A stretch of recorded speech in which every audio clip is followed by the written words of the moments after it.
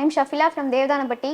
நான் வந்து வெரண்டா ரேஸில் சேர்ந்து ஒரு 6 மாதம் ஆயிருக்கும். ஃபஸ்ட்டு வந்து நம்ம முடிச்சுட்டு வந்தோடனே என்ன பண்ணணும்னு தெரியாது. அப்போ வந்து நம்ம ஒரு வீட்டில் வந்து அப்பா அம்மா வந்து கவர்மெண்ட் ஜாபில் இருக்காங்க. சரி அவங்க லைஃப்பை நம்ம கண்ணு முன்னாடியே நம்ம பார்க்குறப்போ கண்டிப்பாக ஒரு கவர்மெண்ட் ஜாபுக்கு கண்டிப்பாக போய் ஆகணும்னு ஒரு ஃபிக்ஸ் ஆகிட்டேன். அப்போ என்ன பண்ணணும், நம்ம எங்கே போய் சேரணும், அப்போ சேரணும்னா மதுரையில் சேரணுமா இல்லை சென்னையில் சேரணுமா அப்படிலாம் யோசிச்சுட்டு இருந்தோம். அப்போ தான் வந்து சோஷியல் மீடியாவில் நிறையா பார்த்தோம். வெரண்டா ரேஸ் வந்து நம்ம தேனிலாம் பக்கத்தில் புது பஸ் ஸ்டாண்ட் பக்கத்துலேயே இருக்குது, அங்கேயும் நம்ம போய் படிச்சுக்கலாம் அப்படின்னு நினச்சி தான் இங்கே வந்து சேர்ந்த புதுசில் நம்மளாலே முடியுமா அப்படிலாம் பார்த்தப்போ நிறையா சக்ஸஸ் மீட்டும் அப்போ வந்து நிறையா சக்ஸஸ் மீட்டில் பார்த்தப்ப நிறையா பேர் கிளியர் பண்ணி போயிருந்தாங்க. அதில் ஃபஸ்ட்டு ஸ்டார்டிங்கில் வந்து ஜாயின் பண்ணப்போ கிளாஸஸ் ரெகுலராக நடக்கும், கிளாஸஸும் நடக்கும், சர்க்கிள் நடக்கும்.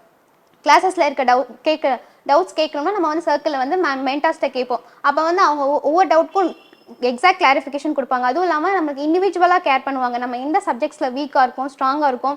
அதில் இப்போ மேக்ஸ்லாம் வந்து நம்மளுக்கு ஒரு சில இதெல்லாம் டவுட் வரும். அப்போ வந்து அந்த ஸ்டெப்பு எந்த ஸ்டெப்பில் நம்மளுக்கு வந்து டவுட் வருதோ அப்போ அந்த செகண்டே நம்மளால் கேட்டு தெரிஞ்சுக்க முடியும். அதெல்லாம் ரெகுலராக ப்ராக்டிஸ் பண்ண வைப்பாங்க. நம்ம வந்து எப்பயுமே வந்து கன்சிஸ்டன்சி, TNPSCனா கன்சிஸ்டன்சி ரொம்ப முக்கியம். அப்போ வந்து அதுக்கு ஏற்ற மாதிரி வெரண்டா ரேஸில் கன்சிஸ்டண்ட்டாக டெஸ்ட்டும் வைப்பாங்க. வீட்டில் இருந்து படிக்கலாம் நம்ம நினைப்போம். ஆனால் வந்து வீட்டில் என்ன படிக்கணும், எவ்வளோ நம்ம ஒரு பேஜ் வச்சுட்டு ஒரு 2-3 பேஜ் வச்சுட்டு ரொம்ப நேரமாக உட்காந்து வச்சுருப்போம். ஆனால் அதில் என்ன படிக்கணுன்ற கரெக்டான இன்ஃபர்மேஷன் அதெல்லாம் நம்மளுக்கு வந்து மென்டார்ஸ் வந்து அவங்களுக்கு நிறைய எக்ஸ்பீரியன்ஸ் இருக்கும், எக்ஸாம் கிளியர் பண்ணவங்க நிறைய பேர் இருக்காங்க. அப்போ அவங்க மூலியமாக நம்மளுக்கு நிறையா தெரிய வரும். இப்போ நம்ம என்ன படிக்கணும், என்னெல்லாம் இந்த சிலபஸ் ரிலேட்டடாக என்ன படிக்கணும் அதெல்லாம் தெரிஞ்சுக்கலாம். அங்கே வீட்டில் இருக்க படிக்கிறத விட நம்ம இங்கே வந்து ஒரு கிளாஸஸ் கவனிக்கிறது, கிளாஸஸோட அட்டென்ஷனும் அப்புறம் வந்து சர்க்கிளில் எக்ஸ்பீரியன்ஸ் பண்ண டெஸ்ட் இது மூலியம் கண்டிப்பாக நம்மளால் வந்து எக்ஸாம் கிளியர் பண்ண முடியும். கண்டிப்பாக நான் வந்து நெக்ஸ்ட் சக்ஸஸ் மீட்டில் நான் வந்து கண்டிப்பாக ஒரு கவர்மெண்ட் ஜாப் வாங்கிடுவேன். அது இப்போ Group 4 நடந்தது, Group 2 நடந்தது.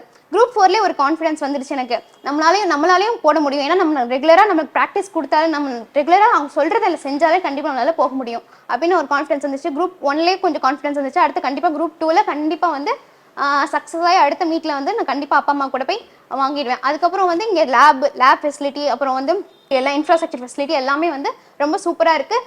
தேனியில் இருக்கவங்களுக்கு ரொம்ப இது யூஸ்ஃபுல்லாக இருக்கும். இப்போ நிறைய பேருக்கு தெரியாமல் கூட இருக்கலாம். ஆனால் வந்து இப்போ அதை பற்றி தெரிஞ்சுட்டு கண்டிப்பாக ரொம்ப யூஸ்ஃபுல்லாக இருக்கும், வந்து ஜாயின் பண்ணிங்க.